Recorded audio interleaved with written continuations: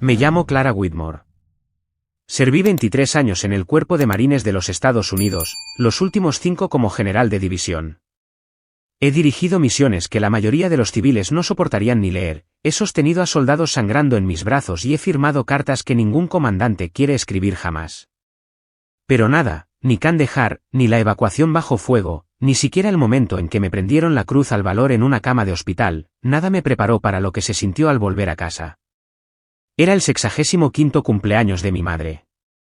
La fiesta era en el Hawthorne Room, la versión de Everstead de la clase alta. Cuando entré sola, todas las cabezas se giraron, y con la misma rapidez, se apartaron.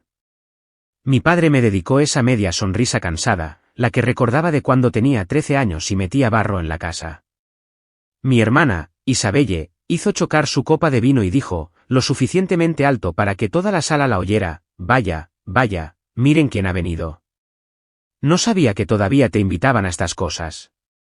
Su marido se rió por lo bajo detrás de su bourbon. Mi madre apartó la mirada. Nadie se levantó. Nadie me ofreció un asiento.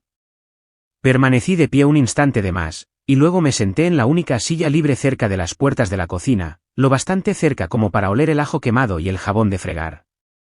Nadie me preguntó cómo había estado. Alguien bromeó sobre si ya había empezado a buscar trabajo en supermercados ahora que estaban retirada. No dije nada. Simplemente me quedé sentada allí, sonriendo levemente, dejando que todo ardiera en silencio bajo mi piel. Lo que ellos no sabían era que acababa de rechazar un puesto clasificado en el Pentágono porque me negué a aprobar un contrato de armas en el que no confiaba, que todavía llevaba una cicatriz de bala bajo la clavícula, que la semana pasada, firmé los papeles para acoger a la hija de un hombre que murió bajo mi mando. Y justo cuando servían el postre, una nueva voz irrumpió entre el tintineo de las copas, firme, deliberada e inconfundiblemente militar. Disculpen, dijo, acercándose a nuestra mesa. Señora, bienvenida de nuevo. General de División Whitmore. Se podría haber oído caer un tenedor al suelo. No había vuelto a Everstead en más de 14 años. 14 años de zonas de combate, informes al amanecer y noches escribiendo nombres en cartas de condolencia. Había caminado por campos de minas en Kandahar y me había sentado en silencio junto a madres que preguntaban por qué no era su hijo el que volvía a casa. Y ahora, aquí estaba, entrando en el Hawthorne Room con el único par de tacones que aún poseía, un sencillo vestido azul marino y el pelo recogido como por memoria muscular. Nadie se giró, no realmente. La anfitriona miró su tableta y dijo, viene con el grupo de los Whitmore, como si llegara tarde a algo sin importancia. Me condujo hasta el final de la mesa iluminada con velas, junto a las puertas batientes de la cocina. Una corriente de aire frío pasaba cada vez que se abrían. Me senté sin decir una palabra. No tardó mucho. Ha vuelto.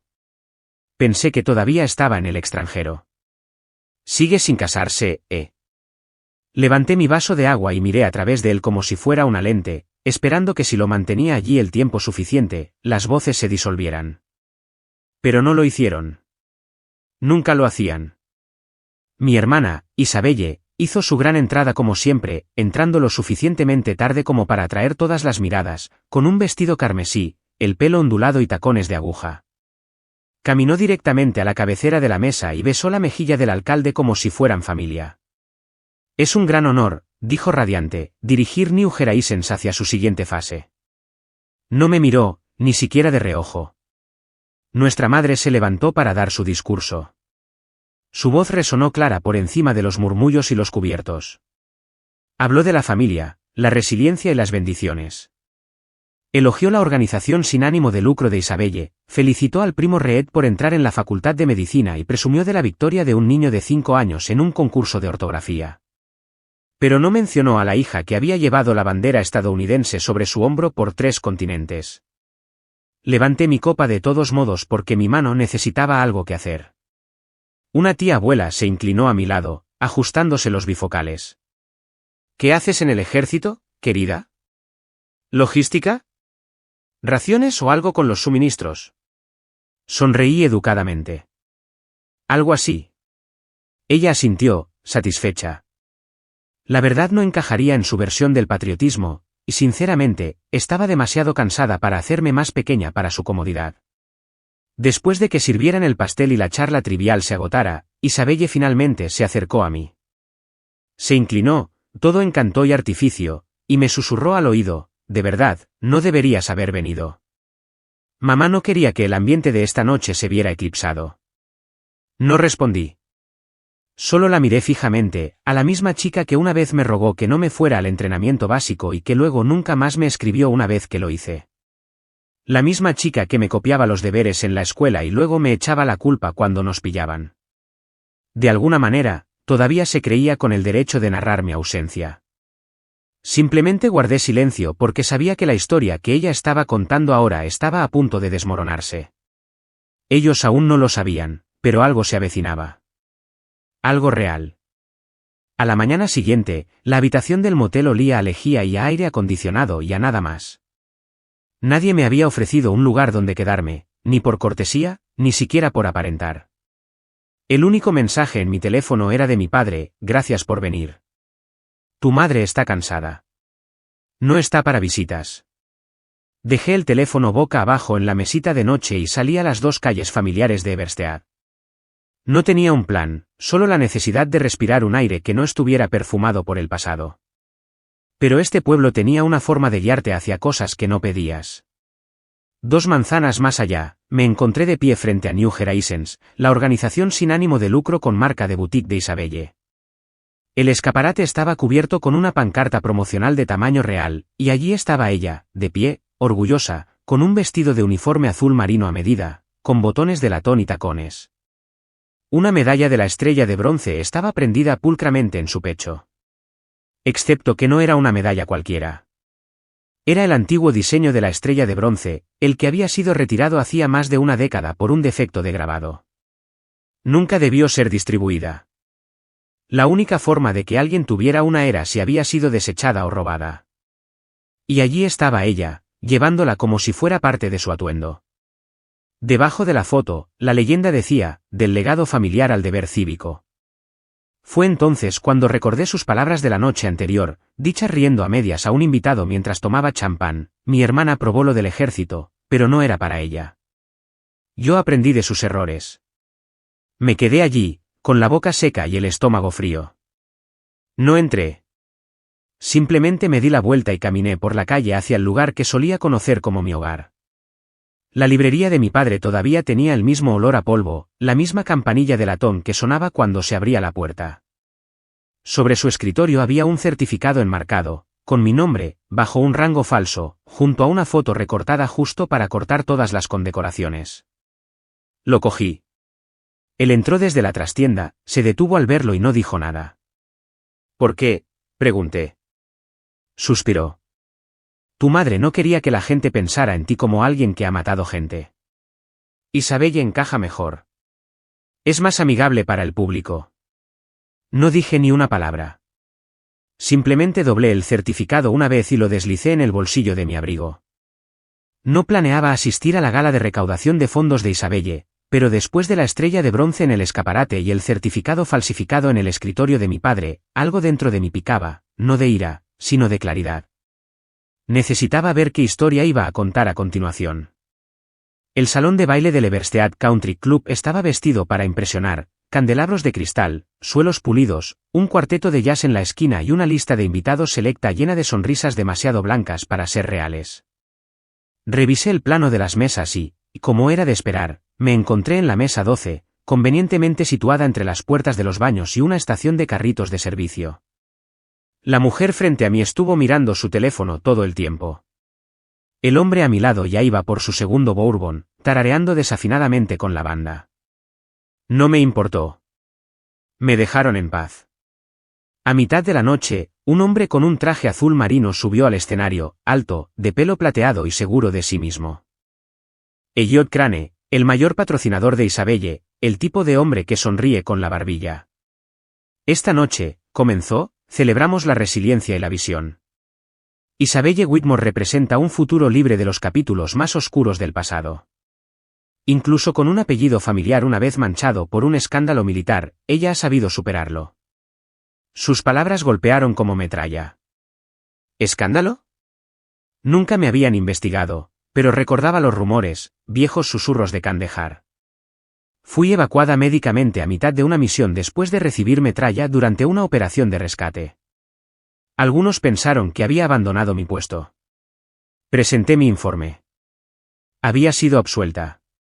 Pensé que ese era el final. Aparentemente, no lo era. Me escabullí de la mesa, con los tacones silenciosos contra el pasillo de mármol. Solo necesitaba un segundo de aire, un segundo sin manipulación. Pero entonces oí voces detrás de la puerta del servicio de catering, amortiguadas. Dos mujeres, una de ellas Isabelle. Ella nunca se defiende. Esa es la mejor parte. Crane dice que si alguna vez necesitamos asegurar las cosas, esa vieja carta que escribió debería ser suficiente. La que trata sobre su compañero de escuadrón. Demuestra que encubrió a alguien. Es todo lo que necesitamos. La sangre se me fue del rostro. Solo había una carta a la que podía referirse. La que escribí en una cama de hospital. La que protegía al capitán Miles Bennett. Había enterrado esa carta como enterré la culpa. Ahora sabía quién la tenía. De vuelta en el motel, me senté en la oscuridad con nada más que el zumbido del aire acondicionado y el peso en mi pecho. Esa carta. No había pensado en ella en años. La escribí cuando todavía estaba bajo los efectos de la morfina, con gasas apretadas contra mis costillas y sangre en mis botas. No era una confesión, era una decisión, una que tomé por un hombre que no merecía ser sacrificado a la burocracia. El capitán Miles Bennett. Había tomado una decisión ese día en Kandahar, una elección de una fracción de segundo. Desvió la ruta de evacuación para salvar a un grupo de civiles, rompiendo el protocolo en el proceso. Funcionó. Salvó vidas, pero no fue limpio, y alguien tenía que responder por ello. Ese alguien debería haber sido yo. Así que escribí la carta, le dije al mando que yo lo había ordenado y lo protegí. Murió una semana después. Ahora Isabelle la tenía, o Crane, y la estaban usando como munición. Saqué el baúl de despliegue del armario del motel. Estaba abollado, polvoriento y todavía olía ligeramente a arena y diésel. Lo abrí con dedos que temblaban más de lo que quería admitir. Enterrada bajo uniformes de faena enrollados y un viejo manual de campo había una carpeta desgastada.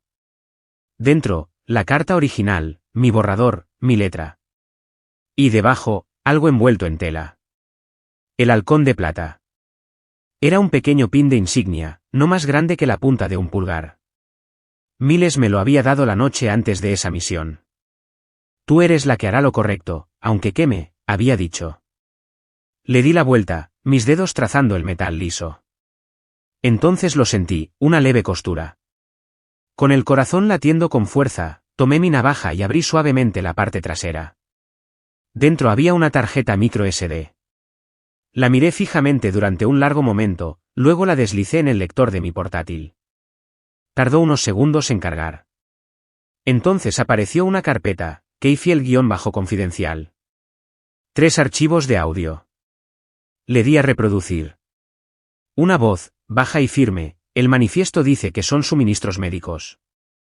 Tú y yo sabemos que esa caja contiene municiones. La movemos antes de la inspección de la ONU. ¿Sin preguntas? Luego otra voz, familiar, urgente. Miles. No puedes pasar armas por una zona de refugio. Hay familias allí. Niños. Y en ese momento, lo supe. Miles no solo murió en una guerra. Murió interponiéndose en el camino de alguien. La Conferencia Nacional de Veteranos en Chicago era una mezcla de medallas, memoria y atención mediática. Banderas bordeaban la entrada. Los manifestantes gritaban al otro lado de las barricadas. Algunos carteles decían, dejen que la verdad hable. Otros acusaban a gente como yo de traición. Caminé a través de todo con la cabeza alta y las manos firmes. Con Wes Anderson me encontró entre bastidores. No perdió el tiempo. Si te echas atrás ahora, Whitmore, dijo en voz baja, escribirán la historia sin ti. Asentí. Ningún podio podía hacerme temblar más de lo que lo hizo el campo de batalla. Las luces del auditorio se atenuaron.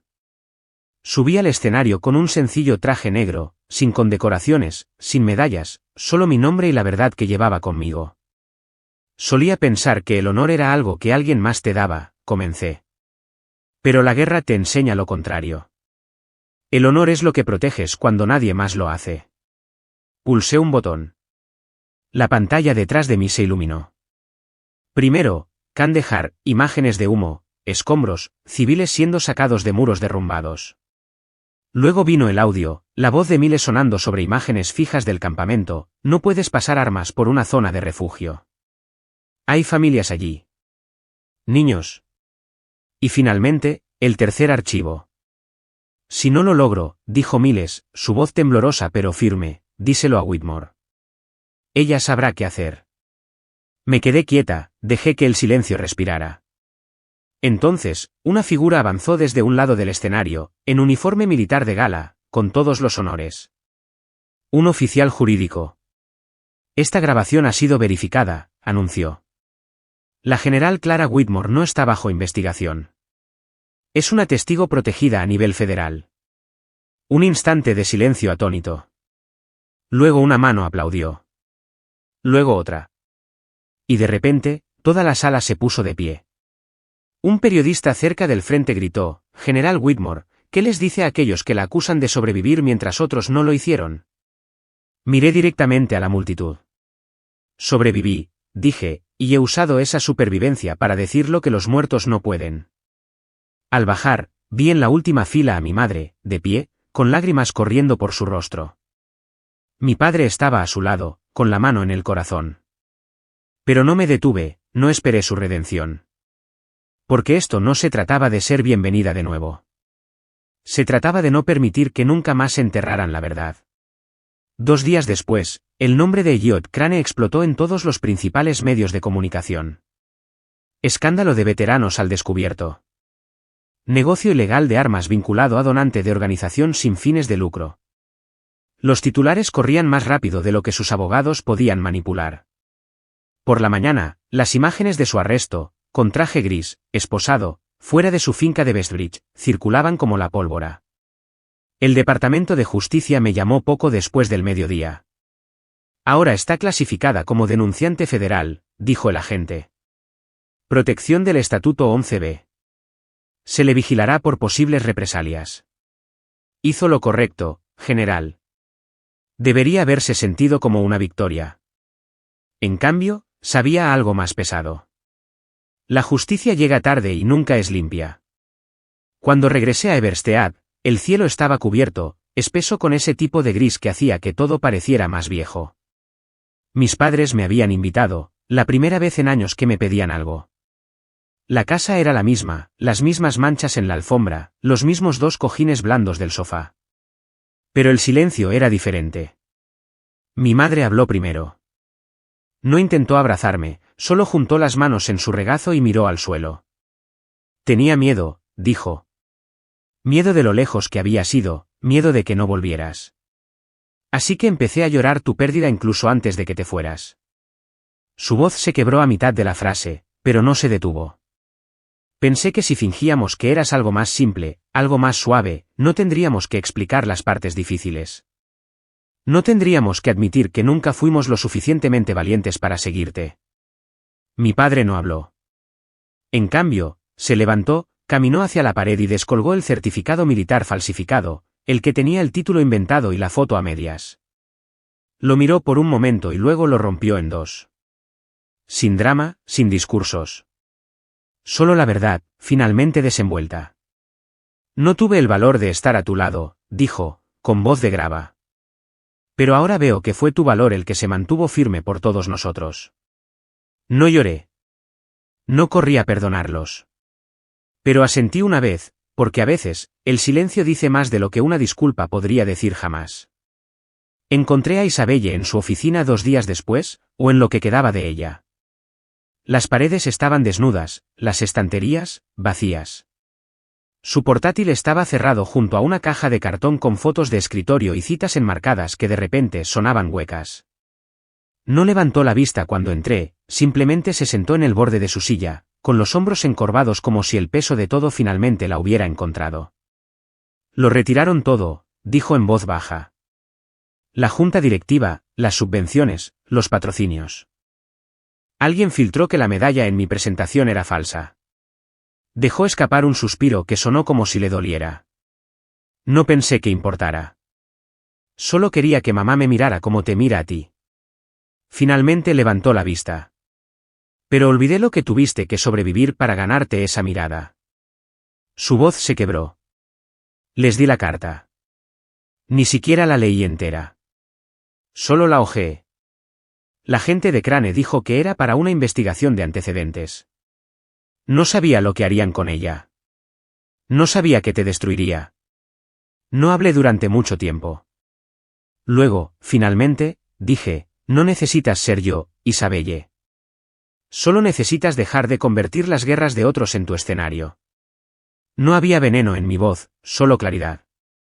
Ella no discutió, no se defendió.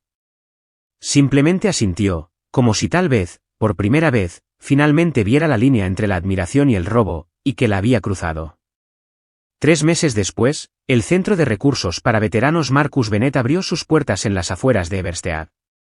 El pueblo que una vez me ignoró ahora permanecía quieto, hombro con hombro, bajo las banderas y la luz de la madrugada. La ceremonia fue tranquila, íntima, exactamente lo que Miles habría querido.